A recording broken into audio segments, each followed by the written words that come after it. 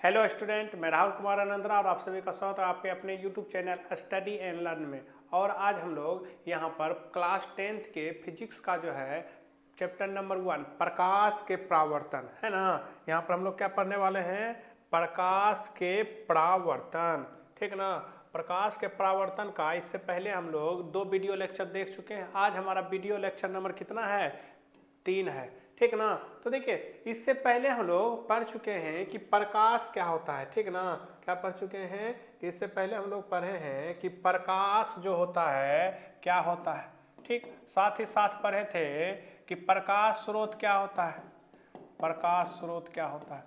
उसके बाद हम लोग पढ़े थे कि जो है वस्तु जो है कितने प्रकार के होते हैं। तो उसमें हो गया था हमारा प्रदीप्त हो गया था और प्रदीप्त हो गया था, ठीक। उसके बाद हमारा आ गया क्या चीज जो है किरण, ठीक ना। किरण हो गया था, प्रकाश किरण हो गया। उसके बाद किरण पुंज हम लोग देखे थे। किरण पुंज के 3 प्रकार होते हैं, उनको भी हम लोग देखा था। 3 प्रकार हम लोग देखे थे, ठीक ना। जो क्या हो गया था? अपसारी, समांतर और अभिसारी। उसके बाद हम पारदर्शी और पारदर्शी, और उसके बाद क्या हो गया? पारभासी। तीनों के परिभाषा को देखे थे। और जो है हम क्या उसके बाद पढ़े थे? प्रकाश के परावर्तन। क्या पढ़े थे? प्रकाश के परावर्तन को पढ़े थे। और इसके दोनों नियम को भी हम लोग देखे थे, ठीक ना। प्रकाश के परावर्तन के दोनों नियम को भी हम लोग पढ़े थे, ठीक। अब देखिए, अब जो है हम लोग यहाँ पर देखेंगे कि प्रतिबिंब क्या होता है, ठीक ना। यहाँ से हम लोग क्या देखेंगे कि प्रतिबिंब क्या होता है और प्रतिबिंब कितने प्रकार के होते हैं, ठीक। देखिए, तो सिंपल जो हो गया हमारा कि प्रतिबिंब क्या होता है, कि प्रतिबिंब क्या है, इनको समझना है, ठीक ना। तो प्रतिबिंब देखिए क्या कहा जाता है? किसी बिंदु स्रोत से आने वाली किरणें, है ना। किसी बिंदु स्रोत से आने वाली किरणें परावर्तन के बाद किसी बिंदु पर वास्तविक रूप से मिलती है या मिलती हुई प्रतीत होती है, उसे उस बिंदु स्रोत का क्या कहते हैं? प्रतिबिंब कहते हैं, ठीक ना। प्रतिबिंब का परिभाषा क्या है लिखने के लिए? तो हम लोग लिखेंगे किसी बिंदु स्रोत से, ठीक। किसी बिंदु स्रोत से आने वाली प्रकाश की किरणें, आने वाली प्रकाश की किरणें दर्पण से परावर्तन के बाद, दर्पण से परावर्तन के बाद जिस बिंदु पर मिलती है, जिस बिंदु पर वास्तविक, या वास्तव में भी लिख सकते हैं, वास्तव में मिलती है या मिलती हुई प्रतीत होती है, मिलती हुई प्रतीत होती है, हो गया। उसे उस बिंदु स्रोत का क्या कहते हैं? उसे उस बिंदु स्रोत का क्या कहेंगे हम लोग? प्रतिबिंब कहते हैं, प्रतिबिंब कहते हैं। देखिए, तो सिंपल इसका परिभाषा जो हो गया हमारा, क्या हो गया कि किसी बिंदु स्रोत से आने वाली किरणें, है ना। किसी बिंदु स्रोत से आने वाली किरणें, किसी बिंदु स्रोत से आने वाली किरणें, प्रकाश की किरणें दर्पण से क्या चीज के बाद? परावर्तन के बाद, ठीक ना। दर्पण से क्या चीज के बाद? परावर्तन के बाद जिस बिंदु पर वास्तव में मिलती है, ठीक है ना। वास्तव में मिले या मिलती हुई प्रतीत होती है, वास्तव में नहीं भी मिलती हुई प्रतीत हो, तो उसे ही, उस बिंदु स्रोत का हम लोग क्या कहते हैं? प्रतिबिंब कहते हैं, ठीक ना। किसी भी वस्तु का यदि प्रतिबिंब जो है, वहां से जो हमारा प्रकाश जो गुण निकला है, ठीक ना, प्रकाश परावर्तन के बाद, ठीक ना, बिंदु पर दोनों प्रकाश जो है, आप हम हमेशा प्रतिबिंब बनाने के लिए कितने जो होता है? 2 पर हमारे किरण की आवश्यकता होती है। कितने किरण की आवश्यकता होती है? 2। यदि दोनों किरण वास्तविक रूप से मिलता है या मिलता हुआ प्रतीत होता है, तो उसी को हम लोग क्या कहते हैं, प्रतिबिंब कहते हैं। उस बिंदु स्रोत का क्या कहेंगे, प्रतिबिंब। ठीक ना। देखेंगे तो प्रतिबिंब जो है कितने प्रकार के होते हैं, देखा जाए प्रतिबिंब का यदि प्रकार देखा जाए, ठीक ना, प्रतिबिंब का प्रकार, तो प्रतिबिंब का प्रकार देखा जाए तो ये दो प्रकार के होते हैं। पहला हो गया कि वास्तविक रूप से मिलने से जो प्रतिबिंब बनता है उसको बोलते हैं हम लोग वास्तविक प्रतिबिंब कहते हैं। क्या कहते हैं, वास्तविक प्रतिबिंब हो गया। और जो मिलती हुई प्रतीत होती है, ठीक, मिलता नहीं है, मिलती हुई प्रतीत होती है, काल्पनिक हम लोग जिसको मानते हैं, ठीक ना, जिसको काल्पनिक माना जाता है तो उसको हम लोग कहते हैं काल्पनिक, या इसी का दूसरा नाम होता है आभासी प्रतिबिंब, आभासी प्रतिबिंब। ठीक ना।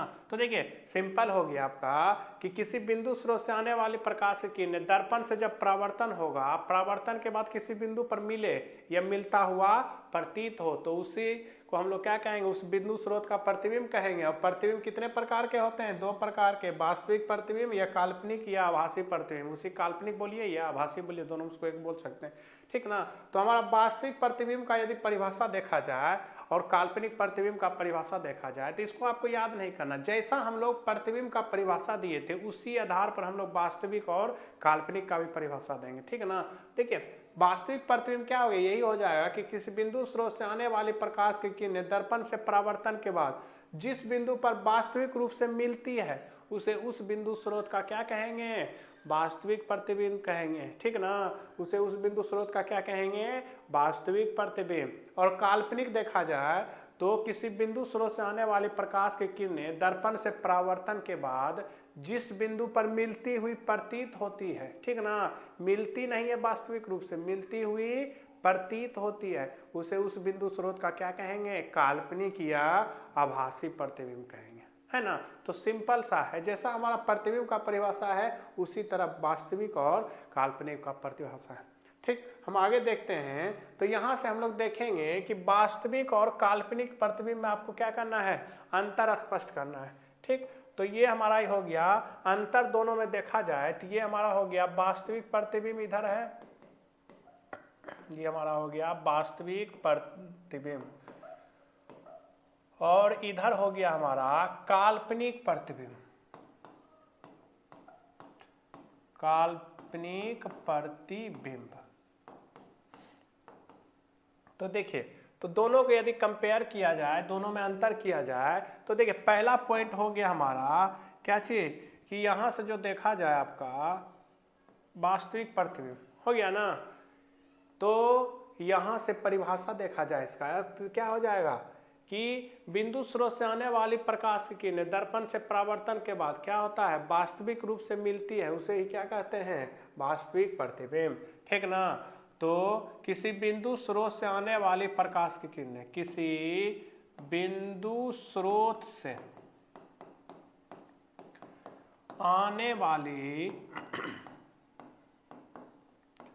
प्रकाश की किरणें, प्रकाश की किरणें दर्पण से परावर्तन के बाद, दर्पण से परावर्तन के बाद जिस बिंदु पर वास्तविक रूप से मिलती है, जिस बिंदु पर वास्तव में मिलती है, तब में मिलती है, उसे वास्तविक प्रतिबिंब कहेंगे। उसे क्या कहेंगे, वास्तविक प्रतिबिंब कहेंगे, उसे वास्तविक प्रतिबिंब कहते हैं। हो गया। तो यहाँ देखिए सिंपल हो गया कि बिंदु स्रोत से आने वाली प्रकाश की किरणें, हो गया ना, दर्पण से परावर्तन के बाद जिस बिंदु पर वास्तव में मिलती है उसे उस बिंदु का स्रोत का क्या कहेंगे, वास्तविक प्रतिबिंब। वही काल्पनिक का देखा जाए तो किसी बिंदु स्रोत से आने वाली प्रकाश की किरणें, किसी बिंदु स्रोत से आने वाली प्रकाश की किरणें, आने वाली प्रकाश की किरणें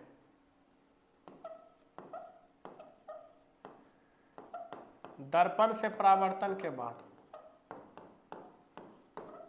परावर्तन के बाद जिस बिंदु पर मिलती हुई प्रतीत होती है, मिलती हुई प्रतीत होती है,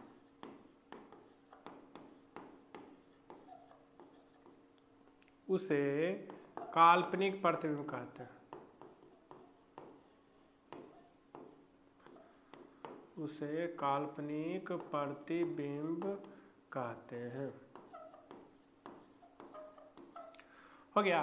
तो सिंपल जो हो गया हमारा, वास्तविक क्या हो गया कि जो वास्तव रूप से मिले उसको वास्तविक कहेंगे, और जो कब मिलता हुआ प्रतीत हो उसको क्या कहते हैं, काल्पनिक प्रतिबिंब। हो गया। दूसरा पॉइंट देखते हैं कि यह हमेशा क्या होता है, यह वस्तु के अपेक्षा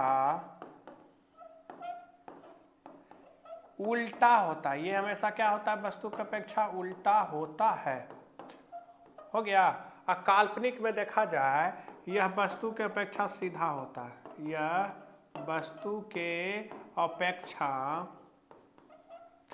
सीधा होता है।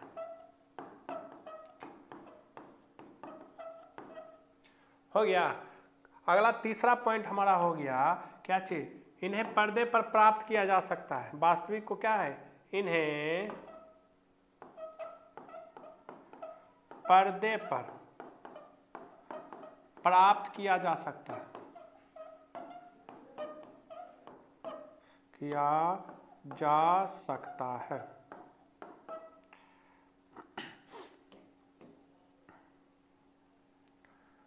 हो गया, सकता है। इन्हें पर्दे पर प्राप्त नहीं किया जा सकता है, पर्दे पर प्राप्त नहीं किया जा सकता है, नहीं किया जा सकता है। हो गया। तो सिंपल देखिए, इन्हें पर्दे पर प्राप्त कर सकते हैं, इन्हें पर्दे पर प्राप्त नहीं कर सकते हैं। तीसरा पॉइंट देखते हैं, हो गया हमारा। अब चौथा पॉइंट देखेंगे तो चौथा पॉइंट हो गया, इसे ठोस रेखा द्वारा लिखा जाता है, इसे ठोस रेखा द्वारा लिखा जाता है, द्वारा लिखा जाता है। और इसमें लिखेंगे इसे टूटी रेखा द्वारा, टूटी रेखा द्वारा लिखा जाता है। हो गया। तो सिंपल हो गया हमारा, क्या हो गया कि इसको देखेंगे कि वास्तविक प्रतिबिंब जो है क्या होता है कि बिंदु स्रोत से आने वाली प्रकाश की किरणें दर्पण से परावर्तन के बाद, देखिए क्या हो जाएगा कि बिंदु स्रोत से आने वाली प्रकाश की किरणें दर्पण से परावर्तन के बाद जिस बिंदु पर वास्तविक रूप से मिलते हैं उसे उस वास्तविक प्रतिबिंब कहेंगे, और मिलती हुई प्रतीत होती है तो उसको काल्पनिक प्रतिबिंब कहेंगे। वास्तविक प्रतिबिंब जो है हमेशा क्या होता है, वस्तु की अपेक्षा उल्टा होता है। क्या होता है, उल्टा होता है। और काल्पनिक प्रतिबिंब है सब वस्तु की अपेक्षा सीधा होता है। ठीक ना। अब देखिए, इन्हें पर्दे पर क्या किया जा सकता है, प्राप्त किया जा सकता है। वास्तविक प्रतिबिंब को पर्दे पर प्राप्त किया जा सकता है, और काल्पनिक प्रतिबिंब को पर्दे पर प्राप्त नहीं किया जा सकता है ना। इसे ठोस रेखा मतलब सीधी रेखा द्वारा दिखाया जाता है, और इसको टूटी रेखा द्वारा मतलब डॉट डॉट लाइन द्वारा क्या किया जाता है, प्रदर्शित किया जाता है ना। तो ये हमारा वास्तविक और काल्पनिक प्रतिबिंब में क्या हुआ, अंतर हुआ। ठीक ना। अब हम लोग आगे देखते हैं, तो आगे हमारा हो गया कि दर्पण क्या है। ठीक ना, कि हमारा दर्पण क्या है इसको देखते हैं। तो दर्पण देखिए क्या हो गया कि दर्पण हो गया कि वैसा चिकना सतह, ठीक ना, या वैसा पृष्ठ जिसका परावर्तक सतह चिकना हो और एक भाग रज्जित किया हो, उसे ही क्या कहते हैं, दर्पण कहते हैं। ठीक ना। जिसका परावर्तक सतह क्या हो, जिसका परावर्तक सतह चिकना हो तथा एक सतह रज्जित किया हो, उसे दर्पण कहते हैं। उसे क्या कहते हैं, दर्पण कहते हैं। ठीक ना। तो देखिए दर्पण क्या हो गया, जिसका परावर्तक सतह चिकना हो और एक सतह क्या हो, रंजित किया हो। एक सतह परावर्तित जो परावर्तक सतह होगा जिससे प्रकाश आपतित होगा वो चिकना होगा, और दूसरा सतह क्या होता है, रंजित, मतलब रंगा हुआ, पेंट किया हुआ हो। उसी को हम लोग क्या कहते हैं, दर्पण कहते हैं। ठीक ना, उसको क्या कहते हैं, दर्पण कहते हैं। दर्पण के प्रकार देखेंगे यहाँ से, तो देखिए दर्पण जो होता है मुख्यतः हम लोग पढ़ेंगे यहाँ से दो प्रकार के। ठीक ना, एक तो हो गया हमारा समतल दर्पण, क्या हो जाएगा, समतल दर्पण हो गया, और दूसरा होता है गोलीय दर्पण। क्या हो जाता है दूसरा, गोलीय दर्पण। देखिए पहला हो गया समतल और दूसरा क्या हो गया, गोलीय दर्पण। यही गोलीय दर्पण आगे चल के दो भाग में विभक्त हो जाता है। अब पहला हो जाता है अवतल दर्पण, ठीक ना, अवतल दर्पण, और दूसरा हो जाता है इसी का भाग उत्तल दर्पण। क्या हो जाता है, उत्तल दर्पण। ठीक, तो देखिए यहाँ से जो हो गया हमारा कि दर्पण जो होते हैं कितने प्रकार के होते हैं, दो प्रकार के। पहला हो गया समतल दर्पण, दूसरा हो गया गोलीय दर्पण। फिर आपसे पूछा जाए कि गोलीय दर्पण कितने प्रकार के होते हैं, तब बोलेंगे दो प्रकार के, अवतल दर्पण और उत्तल दर्पण। ठीक, तो यहाँ से आपको जो है बोर्ड में जो है जनरली पूछा जाता है कि गोलीय दर्पण क्या है, यह कितने प्रकार के होते हैं, ठीक ना, और समतल दर्पण क्या है, इनके गुणों को लिखे। तो इस सारी चीजों को हम लोग आगे देखते हैं। तो पहला हो गया कि दर्पण क्या है, कि जिसका परावर्तक सतह, एक सतह क्या हो, चिकना हो, दूसरा सतह रंजित किया हो, उसी को हम लोग क्या कहते हैं, दर्पण कहते हैं। दर्पण दो प्रकार के होते हैं, समतल दर्पण, गोलीय दर्पण। और गोलीय दर्पण दो प्रकार के होते हैं, उत्तल दर्पण और अवतल दर्पण हो गया, ठीक ना। अब आगे देखते हैं, तो समतल दर्पण देखेंगे कि किसे कहते हैं। तो समतल दर्पण सिंपल सा परिभाषा है कि जिसका परावर्तक सतह समतल हो। क्या हो गया, परावर्तक सतह समतल हो, उसे समतल दर्पण कहते हैं। उसे क्या कहते हैं, समतल दर्पण कहते हैं। हो गया, परावर्तक सतह समतल हो मतलब प्लेन हो, उसी को हम लोग क्या कहेंगे, समतल दर्पण कहेंगे, ठीक ना।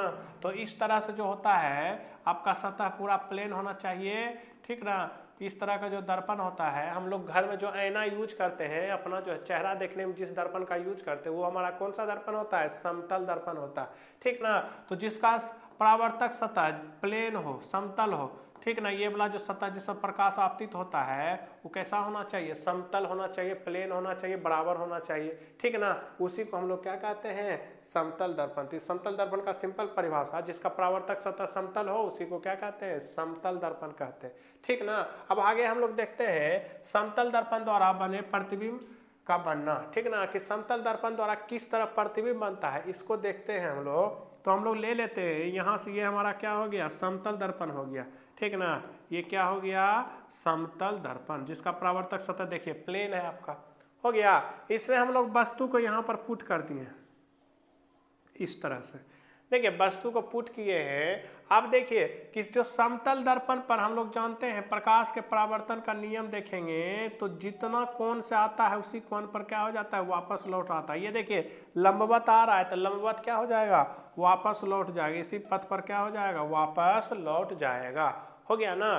देखिए तो जिस पथ पर आएगा उसी पथ पर वापस, यदि कोई भी प्रकाश की किरण किसी दर्पण पर लंबवत आती है, ठीक ना, 90 डिग्री कोण बना के आती है, तो 90 डिग्री कोण बना के क्या हो जाती है, वापस लौट जाती है। ये हमारा प्रकाश के परावर्तन का नियम है कि आपतन कोण किसके बराबर होता है, परावर्तन कोण के बराबर होता है, ठीक ना। तो यहाँ से 90 से आएगी तो 90 से क्या हो जाएगी, वापस लौट जाएगी, ठीक। दूसरा हम लोग देखते हैं, दूसरा रेखा यहाँ से खींचा जाता है इसका, ठीक ना। तो दूसरा रेखा जब इसका हम खींचेंगे तो देखिए यहाँ से इस तरह से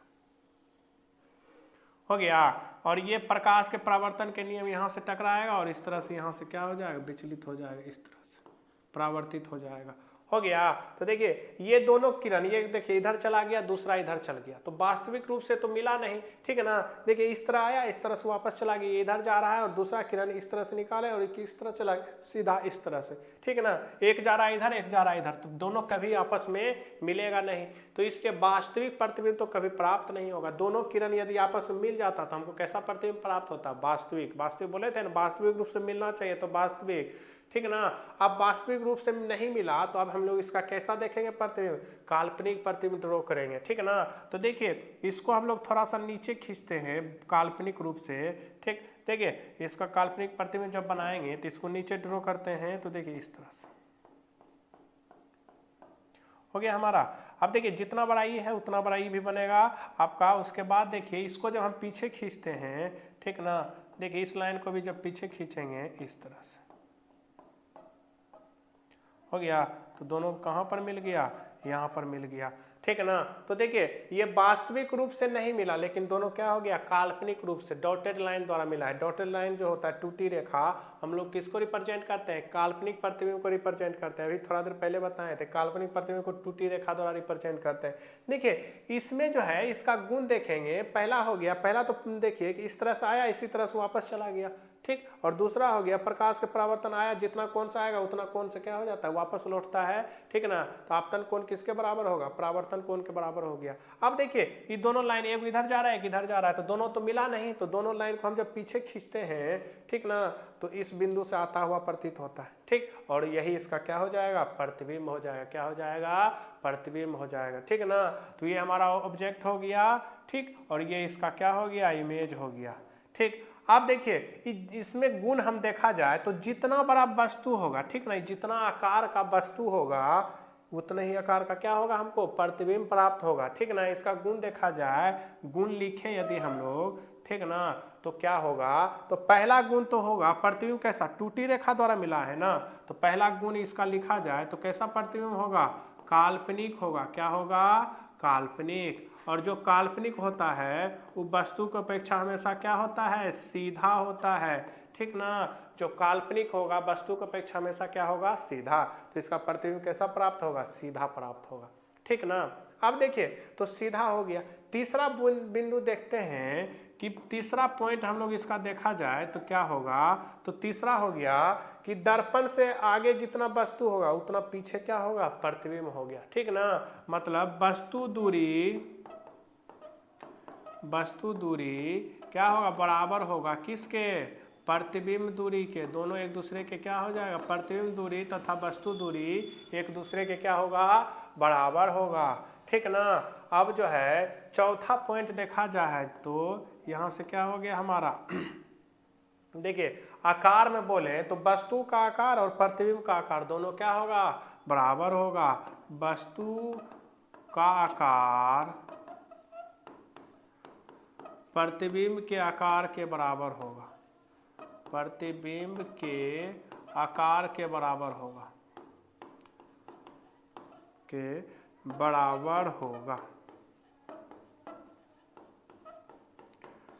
हो गया ना, प्रतिबिंब के आकार के बराबर होगा, ठीक है ना। अगला बोला जाए कि प्रतिबिंब कहाँ पर प्राप्त हुआ, तो प्रतिबिंब कहाँ बनेगा, दर्पण के पीछे बनेगा। कहाँ बनेगा, दर्पण के पीछे बनेगा, दर्पण के पीछे हो गया, ठीक ना। छठा गुण देखा जाए कि दर्पण के पीछे हो गया। अब देखिए यहाँ से छठा गुण हम लोग देखेंगे तो छठा गुण होता है पार्श्विक उल्टा होता है, ठीक है ना। ये क्या हो जाता है हमारा, पार्श्विक उल्टा होता है। तो देखिए पार्श्विक उल्टा मतलब हो गया, पार्श्विक उल्टा, पार्श्विक उल्टा होता है। पार्श्विक उल्टा का मतलब हो गया हमारा बायां जो है यदि इस तरह से खड़ा रहेगा ऐना के सामने तो हमारा बायां दायां दिखेगा ऐना में, और दायां कब दिखेगा, हमारा जो है ये जो है ये दायां हाथ है, तो आईना में हम लोग देखेंगे तो इसको उठाएंगे तो वहाँ पर कौन उठेगा, बायां हाथ उठेगा, ठीक है ना। और बायां जब उठाएंगे तो हमारा कौन दिखेगा, दायां, मतलब बायां दायां और दायां बायां हो जाएगा, उल्टा पुल्टा हो जाएगा, ठीक है ना। जैसे हमारा देखते हैं पार्श्विक परिवर्तन देखते हैं तो P हो गया, ये हमारा समतल दर्पण हो गया, और इसका जब देखेंगे मिरर इमेज तो ये क्या हो जाएगा, Q बन जाएगा, ठीक है ना। ये क्या हो जाएगा, उल्टा हो जाएगा, ठीक है ना। जो आगे है वो पीछे चल जाएगा और जो पीछे है वो आगे चला आएगा। अब देखिए यहाँ से R इस तरह से होता है तो R यहाँ पर कैसा हो जाएगा, इस तरह से हो जाएगा, हो गया। उसके बाद जो है देखा जाए तो यहाँ पर यदि 3 लिखा हो इस तरह से, ठीक ना, तो यहाँ पर हो जाएगा पुराना वाला, इस तरह से हो गया ना। तो जो आपका आगे है वो पीछे बनेगा, बायां दायां दायां बायां हो जाएगा, उल्टा पुल्टा होगा। इसी को हम लोग क्या कहते हैं, पार्श्विक परिवर्तन, ठीक ना। तो देखिए वास्तविक समतल दर्पण द्वारा जो बना प्रतिबिंब होता है वो काल्पनिक होता है, सीधा होता है, वस्तु और प्रतिबिंब की दूरी बराबर होता है, वस्तु का आकार प्रतिबिंब के आकार के बराबर होता है, दर्पण के प्रतिबिंब कहाँ बनता है, दर्पण के पीछे बनता है, और पार्श्विक क्या होता है, उल्टा होता है, ठीक है ना। इन सारे चीज़ों को हम लोग देखे हैं यहाँ से, ठीक।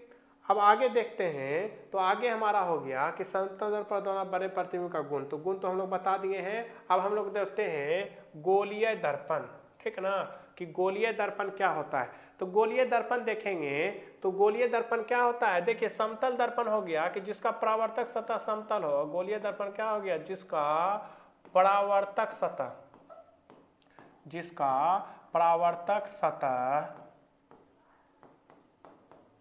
गोलाकार हो गया ना, जिसका परावर्तक सतह गोलाकार हो उसे गोलीय दर्पण कहते हैं। उसे क्या कहते हैं, गोलीय दर्पण कहते हैं, दर्पण कहते हैं, हो गया।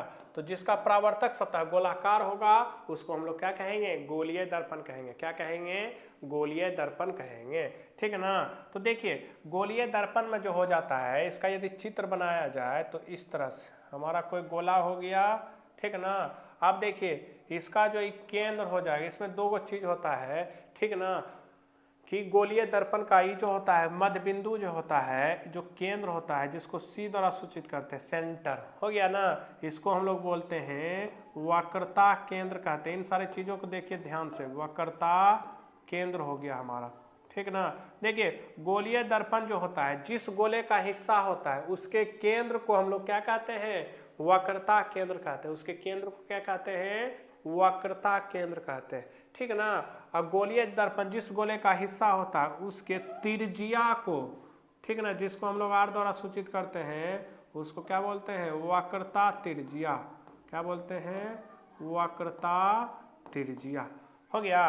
तो देखिए गोलीय दर्पण जिस गोले का हिस्सा होता है उसके केंद्र को वक्रता केंद्र, और गोलीय दर्पण जिस गोले का हिस्सा होता है उसके त्रिज्या को वक्रता त्रिज्या कहते हैं, जिसको किसके द्वारा सूचित करते हैं, आर द्वारा, और वक्रता केंद्र को किसके द्वारा सूचित करते हैं, सी द्वारा, हो गया। अब देखिए इसमें जो हो गया हमारा कि देखेंगे गोलीय दर्पण को यहाँ पर दो तरह से रंजित किया जाता है, ठीक ना। एगो तो होता है कि गोलीय दर्पण के बाहर वाले सतह को रंजित किया जाता है, ठीक ना। तो बाहर वाले सतह को रंजित करने से जो दर्पण प्राप्त होता है उसको हम लोग कहते हैं अवतल दर्पण, जिसका परावर्तक सतह, ये हमारा परावर्तक सतह हो गया, ये बाहर वाला रंजित भाग हो गया, ठीक ना। तो परावर्तक सतह जिसका बाहर क्या परावर्तक सतह धसा हो और जो है जो बाहर से रंजित किया हो उसको हम लोग क्या कहेंगे, अवतल दर्पण कहेंगे। कौन सा दर्पण कहेंगे, अवतल दर्पण। तो ये वाला भाग जो हमारा कौन दर्पण हो गया, अवतल दर्पण हो गया। कौन सा दर्पण है, अवतल दर्पण। अवतल दर्पण का सिंपल परिभाषा हो गया, जिसका परावर्तक सतह, ये जो सतह है अंदर से धसा हो और बाहर से क्या हो, रंजित किया हो, उसी को हम लोग क्या कहते हैं, अवतल दर्पण। अब देखिए दूसरा देखेंगे तो जो अंदर से रंजित किया हो, ठीक ना, जो अंदर से रंजित किया हो अब परावर्तक सतह उभरा हो, उसको हम लोग क्या कहेंगे, तो ये जो हमारा दर्पण हो जाएगा ये क्या हो जाएगा, उत्तल दर्पण हो जाएगा। क्या हो जाएगा, उत्तल दर्पण, हो गया। तो सिंपल जो होता है गोलीय दर्पण दो प्रकार के होते हैं, एक होता है अवतल दर्पण, दूसरा क्या हो जाता है, उत्तल दर्पण। अवतल दर्पण क्या हो गया, जिसका परावर्तक सतह धसा हो और बाहर से रंजित किया हो उसको क्या कहते हैं, अवतल। और देखिए उत्तल क्या हो गया, जिसका परावर्तक सतह उभरा हो, इस तरह से हो, ठीक ना, और अंदर से रंजित किया हो, उसको क्या कहते हैं, उत्तल दर्पण कहते हैं, ठीक ना। अब देखिए ये दोनों जो है दर्पण का जो मध्य बिंदु होता है, ठीक ना, दर्पण का जो मध्य बिंदु होता है उसको हम लोग ध्रुव कहते हैं, जिसको P द्वारा सूचित किया जाता है, इसको क्या बोला जाता है, ध्रुव कहा जाता है, ठीक है ना। इधर भी ध्रुव हो जाएगा और इसका भी क्या हो जाएगा, ध्रुव हो जाएगा P। तो इस तरह से यहाँ पर इसका क्या हो गया, ये ध्रुव हो गया, ठीक ना। और ध्रुव तथा वक्रता केंद्र को मिलाने वाली रेखा को हम लोग क्या कहते हैं, ध्रुव तथा वक्रता केंद्र को मिलाने वाली जो रेखा होता है इसको कहते हैं प्रधान अक्ष या मुख्य अक्ष कहते हैं, ठीक है ना, प्रधान अक्ष या मुख्य अक्ष कहते हैं। तो गोलीय दर्पण का ये मुख्य बिंदु हो गया कि क्या क्या चीज इसमें होता है, इन सारे चीजों को हम लोग यहाँ पर देखे हैं कि गोलीय दर्पण क्या हो गया कि जिस गोले का हिस्सा होता है उसके केंद्र को क्या कहेंगे, वक्रता केंद्र कहेंगे, ठीक ना। और गोलीय दर्पण जिस गोले का हिस्सा होता है उसके त्रिज्या को कहेंगे वक्रता त्रिज्या, जिसको किसके द्वारा सूचित करते हैं, कैपिटल आर द्वारा सूचित करते हैं, ठीक ना। अब देखिए यहां से जो हो गया हमारा अगला जो हो गया कि गोलीय दर्पण के जो दर्पण का जो मध्य बिंदु होता है, गोलीय दर्पण दो प्रकार के होते हैं, अवतल और उत्तल, ठीक ना। तो जो जिसका परावर्तक सतह धंसा हो और बाहर से रज्जित किया हो उसको अवतल दर्पण, जिसका परावर्तक सतह उभरा हो और अंदर से रज्जित किया हो उसको उत्तल दर्पण कहते हैं, ठीक ना। अब देखिए यहां से जो हो गया वक्रता केंद्र और ध्रुव को मिलाने वाली रेखा, ध्रुव किसको कहते हैं, तो दर्पण के मध्य बिंदु को हम लोग क्या कहते हैं, ध्रुव कहते हैं। दर्पण के मध्य बिंदु को क्या कहते हैं, ध्रुव कहते हैं। तो वक्रता केंद्र और ध्रुव को मिलाने वाली जो रेखा होता है उसको क्या कहते हैं, प्रधान अक्ष कहते हैं। उसको क्या कहेंगे, प्रधान अक्ष कहते हैं। हो गया। तो सिंपल जो हो गया हमारा यहां से ये हो गया, ठीक। तो यहां से हमारा दोनों दर्पण हो गया, अवतल और उत्तल हो गया। तो देखिए अवतल दर्पण का हो गया जो बाहर से रज्जित किया हो और जिसका परावर्तक सतह धंसा हो, अवतल जो अंदर से रज्जित किया हो और जिसका परावर्तक सतह उभरा हो उसको उत्तल दर्पण कहते हैं, ठीक है ना। तो यहाँ से हम लोग आगे देखते हैं, तो यहाँ से अवतल और उत्तल में अंतर देखेंगे, ठीक है ना। तो अवतल दर्पण और एक दूसरे तरफ क्या हो गया, उत्तल दर्पण, उत्तल दर्पण हो गया। देखिए तो एक तरफ अवतल और एक तरफ उत्तल देखते हैं। तो अवतल द्वारा जो होता है क्या होता है, जिसका परावर्तक सतह उभरा हो, जिसका परावर्तक सतह उभरा हो तथा बाहर से रज्जित किया हो, बाहर से रज्जित किया हो उसको क्या कहेंगे, अवतल दर्पण कहेंगे। जिसका परावर्तक सतह उभरा होता है, ठीक ना, परावर्तक सतह उभरा नहीं, इसका क्या हो जाएगा, परावर्तक सतह धंसा होता है, जिसका परावर्तक सतह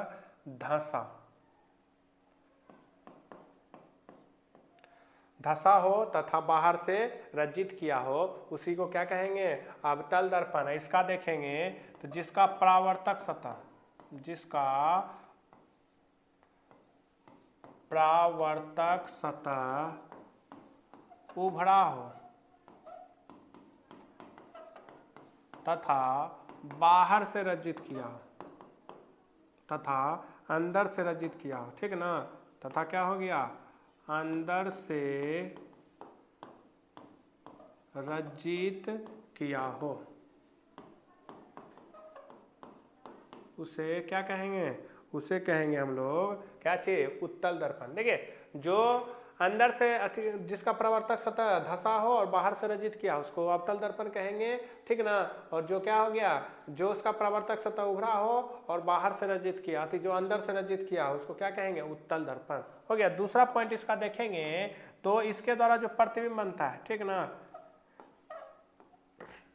देखिए अवतल दर्पण द्वारा, इसके द्वारा वास्तविक तथा काल्पनिक दोनों प्रतिबिंब बनता है, दोनों प्रतिबिंब बनता है। हो गया। अब इसमें आएंगे तो इसके द्वारा सिर्फ क्या हो जाएगा, इसके द्वारा सिर्फ काल्पनिक प्रतिबिंब बनता है। इसके द्वारा सिर्फ क्या हो जाएगा, काल्पनिक प्रतिबिंब बनता है। इसके द्वारा सिर्फ क्या हो जाएगा, काल्पनिक प्रतिबिंब बनता है। हो गया। तो इसके द्वारा वास्तविक प्रतिबिंब बनता है और काल्पनिक दोनों बनता है, और उसके द्वारा सिर्फ क्या हो जाता है, काल्पनिक प्रतिबिंब बनता है। हो गया। अब देखिए इसमें जो होता है वस्तु का आकार जो है प्रतिबिंब के आकार से छोटा या बड़ा कुछ भी हो सकता है, ठीक ना। और इसका क्या हो जाएगा, हमेशा वस्तु का आकार जो है छोटा ही होगा, ठीक ना। इसमें देखेंगे, इसमें प्रतिबिंब का आकार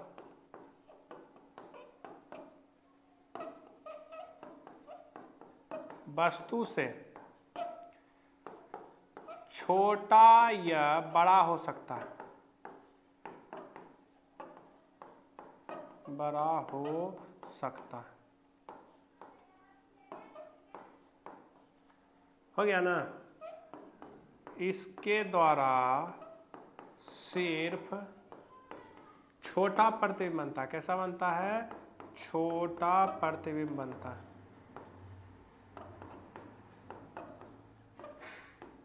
हो गया।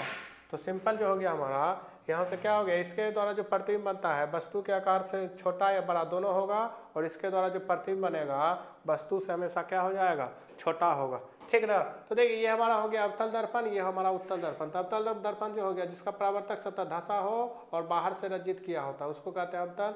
जिसका परावर्तक सतह जो है उभरा होता है तथा अंदर से रंजित किया हो उसको कहते हैं उत्तल दर्पण।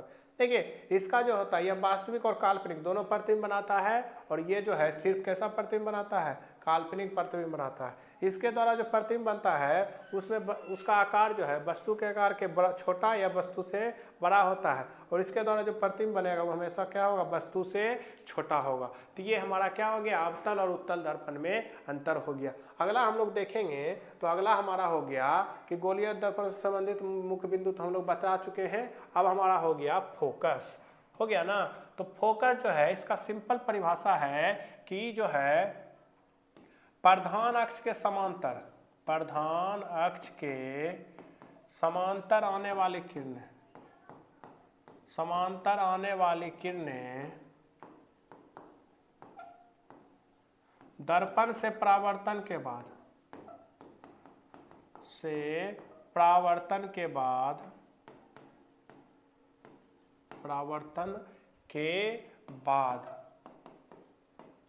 प्रधान अक्ष को जिस बिंदु पर काटती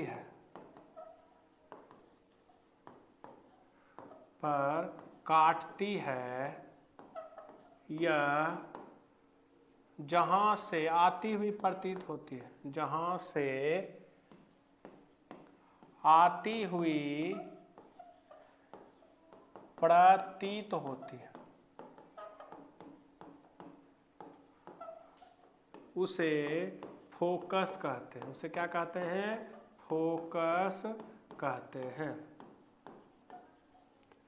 इसे कैपिटल एफ द्वारा सूचित किया जाता है, एफ द्वारा सूचित किया जाता है।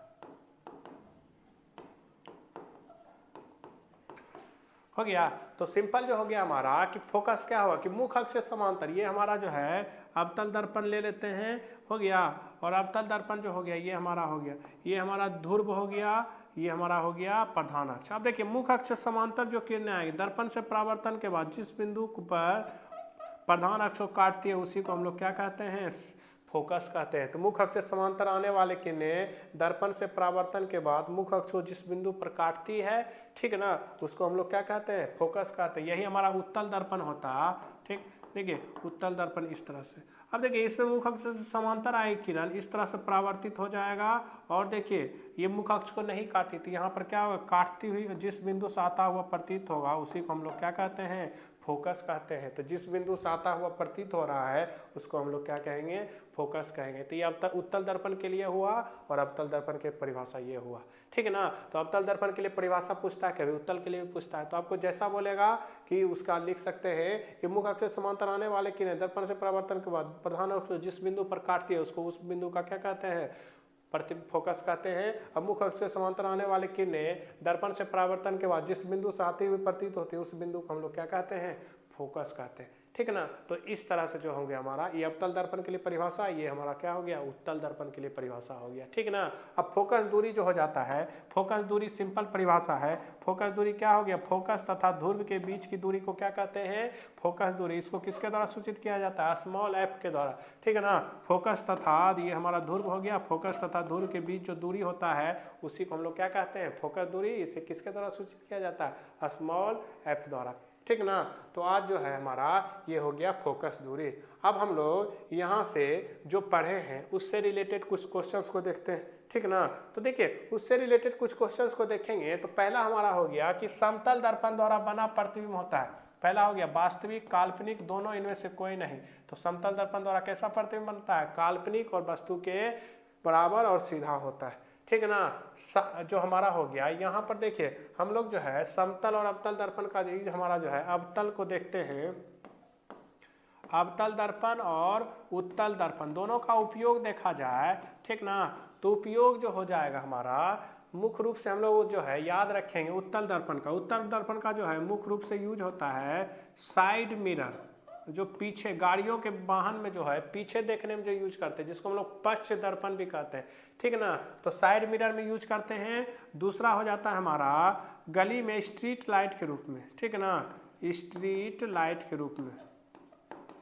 तो स्ट्रीट लाइट के रूप में भी जो है हम लोग किसका उपयोग करते हैं? उत्तल दर्पण का उपयोग करते हैं। तो दोनों जगह यहाँ पर साइड मिरर हो गया, स्ट्रीट लाइट हो गया, इन दोनों जगह हमको याद रखना है कि उत्तल दर्पण का उपयोग किया जाता है। बाकी जनरली जगह जो हो गया हमको किसका यूज करते हैं? अवतल दर्पण का यूज करते हैं। जैसे हो गया हमारा कि हजामती दर्पण बोला जाए, तो जो हमारा हजामती दर्पण होता है, ठीक ना, तो उसको हम लोग क्या कहते हैं? अवतल दर्पण में होता है। चाहे हमारा हो गया सौर प्लेट में किसका यूज होता है? तो अवतल दर्पण का यूज होता है। सर्च लाइट में किसका होगा? तो वो हो गया अवतल दर्पण। उसके बाद जो है डॉक्टर किस दर्पण का यूज करता है? तो अवतल दर्पण, ठीक ना। तो आपको साइड मिरर या पश्च दर्पण बोला जाए तो वो हमारा उत्तल दर्पण, या स्ट्रीट लाइट बोला जाए तो वहाँ पे अवतल दर्पण उत्तल दर्पण यूज होता है। बाकी सभी जगह जो होता है हम याद रखें किसको? अवतल दर्पण को, ठीक ना। तो यहाँ से साइड मिरर के रूप में प्रयुक्त होता है। तो साइड मिरर के रूप में अवतल दर्पण, उत्तल दर्पण, उत्तल लेंस कोई नहीं, तो इसका क्या हो जाएगा? उत्तल दर्पण हो जाएगा। अगला क्वेश्चन को आएंगे तो काल्पनिक प्रतिबिंब होता है, बताए थे काल्पनिक प्रतिबिंब हमेशा वस्तु की अपेक्षा क्या होता है? सीधा होता है। क्या होता है? सीधा होता है। अगला सर्च लाइट का परावर्तक सतह होता है, उत्तल होता है, अवतल होता है, समतल होता है, कोई नहीं। तो आपको बोले थे कि सर्च लाइट क्या हुआ हमारा साइड मिरर हो और स्ट्रीट लाइट, इनमें उत्तल होता है, बाकी लगभग जगह हम लोग किसका यूज करते हैं? उत्तल दर्पण, अवतल दर्पण का, ठीक ना। तो अवतल दर्पण। दाढ़ी बनाने में कौन सा दर्पण प्रयुक्त होता है? समतल, उत्तल, अवतल। तो यहाँ से क्या हो जाएगा? अवतल दर्पण। अगला क्वेश्चन है कि वह गोलीय दर्पण जो बाहर की तरफ वक्रित हो, ठीक ना, कहलाता है। देखिए बाहर की तरफ वक्रित बोला गया, अंदर की तरफ वक्रित नहीं है, बाहर की तरफ वक्रित हो, इस तरह से हो गया। तो बाहर की तरफ वक्रित हो तो इसको हम लोग क्या बोलते हैं? अवतल दर्पण कहते हैं। क्या हो गया? अवतल दर्पण हो गया, ठीक ना। अगला क्वेश्चन है कि दंत विशेषज्ञ जो मरीज के दांतों का बड़ा प्रतिबिंब देखने के लिए किस दर्पण का उपयोग करते हैं? डॉक्टर जो है दांत, कान, नाक का जांच करने में किस दर्पण का उपयोग करते हैं? तो कौन सा हो जाएगा? अवतल दर्पण हो जाएगा, ठीक ना। अगला हो गया कि गोलीय दर्पण के परावर्तक पृष्ठ के केंद्र को दर्पण का कहा जाता है, ठीक ना। गोलीय दर्पण के परावर्तक पृष्ठ के केंद्र को क्या कहते हैं? दर्पण का ध्रुव कहते हैं। क्या कहते हैं? दर्पण का ध्रुव कहते हैं, हो गया। अगला हमारा क्वेश्चन है कि निम्न में से किस दर्पण द्वारा किसी वस्तु का आभासी प्रतिबिंब प्राप्त किया जा सकता है? ठीक ना, आभासी प्रतिबिंब मतलब काल्पनिक प्रतिबिंब। तो समतल दर्पण द्वारा भी बनता है, अवतल दर्पण द्वारा भी बनता है, उत्तल दर्पण द्वारा भी बनता है, उपयुक्त तीनों प्रकार से। तो हमारा इसका क्या हो जाएगा? डी नंबर ऑप्शन हो जाएगा। तीनों दर्पण से हम लोग काल्पनिक प्रतिबिंब प्राप्त। अगला जो हमारा ये है 10 नंबर क्वेश्चन, क्या हो गया? प्रधान अक्ष के समांतर आने वाली किरणें दर्पण से परावर्तन के बाद गुजरती है। तो अभी बताए थे कि प्रधान अक्ष के जो समांतर होकर आती है दर्पण से परावर्तन के बाद जिस बिंदु से होकर गुजरती है उसको क्या कहते हैं? फोकस कहते हैं। उसको क्या कहते हैं? फोकस कहते हैं। तो इसका क्या हो जाएगा? फोकस हो गया, ठीक ना। तो इस तरह से हमारा आज का वीडियो जो है यहीं तक। तो वीडियो जो है अच्छा लगा है तो सभी बच्चे कमेंट करें, वीडियो को शेयर करें, ठीक ना। और जो बच्चे नए जुड़े हैं वो वीडियो को क्या करें? जो चैनल को जो है सब्सक्राइब करें, ठीक ना। और जो है अपना जो है ओपिनियन जो भी है वीडियो में जहाँ भी जो भी दिक्कत हो या कोई चीज़ समझने में आपको प्रॉब्लम रह गया हो उन चीज़ों को कमेंट करके बताएं, जिससे उनके बारे में हम लोग फिर से आपको बताया जा सके, ठीक ना। तो आज का वीडियो यहीं तक के लिए